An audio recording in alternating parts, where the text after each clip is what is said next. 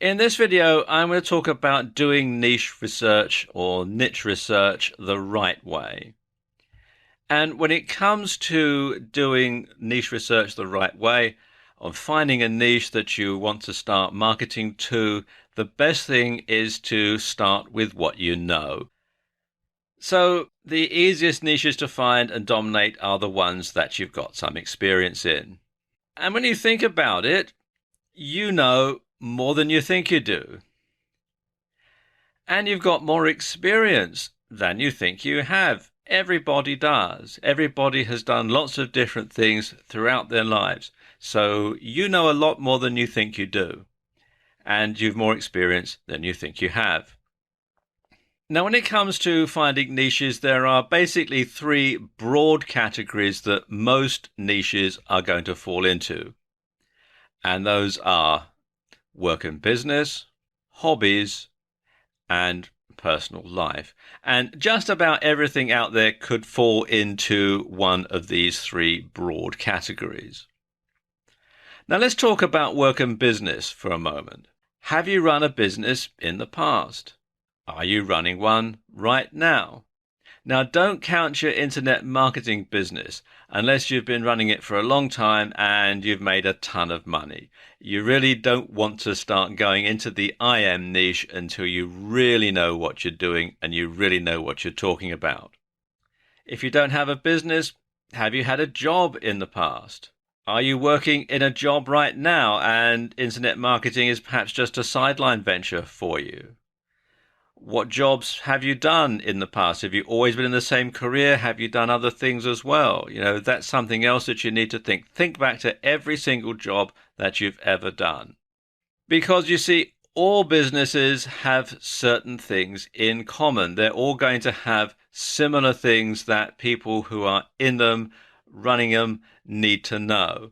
And each thing that all these businesses have in common is a potential niche, and it's a potential broad niche that can cover lots of different businesses. That said, other things are unique to each business sector. Somebody running a manufacturing business, like we see in this picture, is going to have different challenges, different issues, different problems than someone who's running a service business, like, say, a restaurant. So each of those is also a different potential niche. So what business sector or industry have you been involved with? Well, that's a niche, because your business isn't the only one out there. There's going to be plenty of other competitors, either close to you or in other parts of the country or in other parts of the world.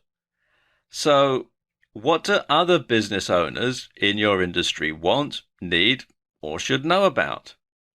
Or, to put it another way, what have you wanted, needed, or wished you'd known about in the past? Things that you wish you knew, that you had to find out the hard way, and now you know.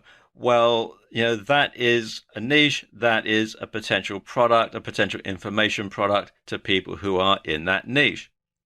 And the same holds true with a job. Every job you've ever done is a potential niche, because other people who still do that job are a potential market. And so are their employers, because obviously if you employ someone in a job, you want them to do that job more efficiently, because obviously that increases your profitability. So think about it. What problems have you overcome that others might be facing right now in your job? For example, did you have to study for any industry certifications? And if you did, and if you did well on the exam, well, your notes and everything, well, they're a potential product right there, and you've got a potential niche of people who are studying for that certification, who would probably pay you for the inside information as to how to pass the exam and get the certifications. And what tools, equipment, software, and so on would have made the job easier, or would make the job easier if you're still doing it? That's another big market when you're marketing to people who are working in a job.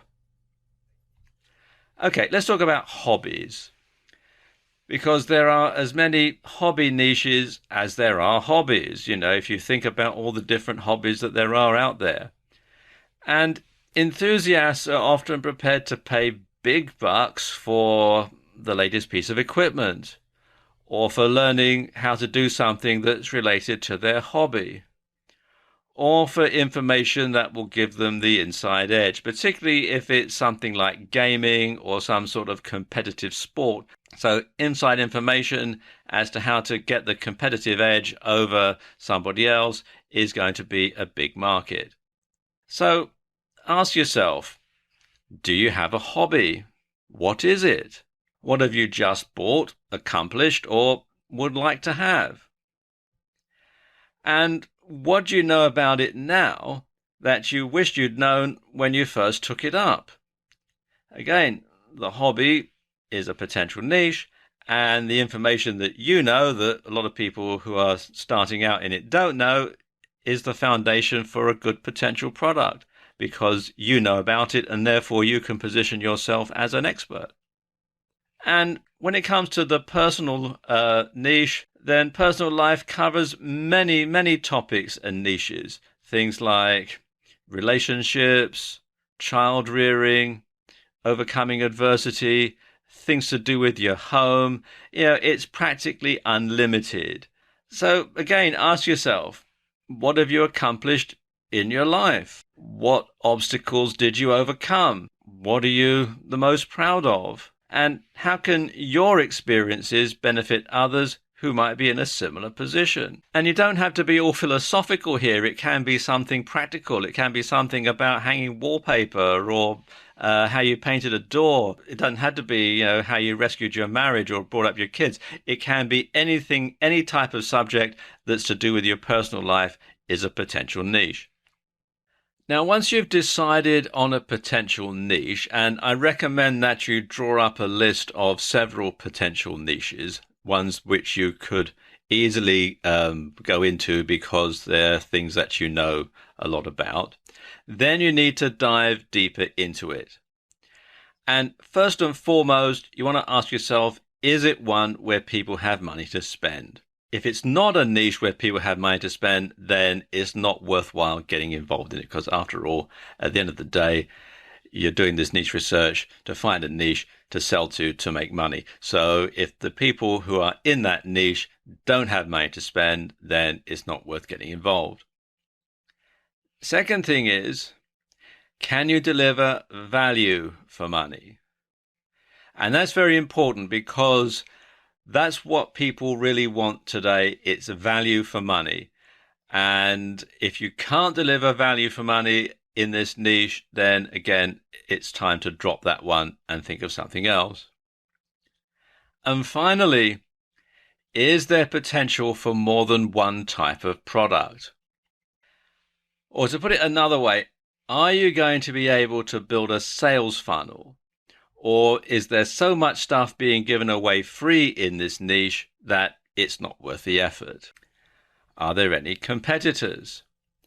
If there are no competitors, you need to ask yourself why.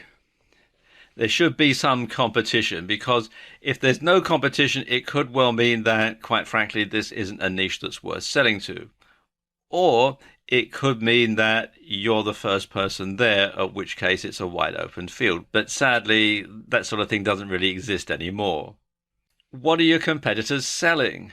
Can you come up with something that's better, cheaper, or higher quality? And also, I could have added here, if you do have competitors and they are selling stuff, is there affiliate programs that you could sign up to so that you could sell the same stuff for them?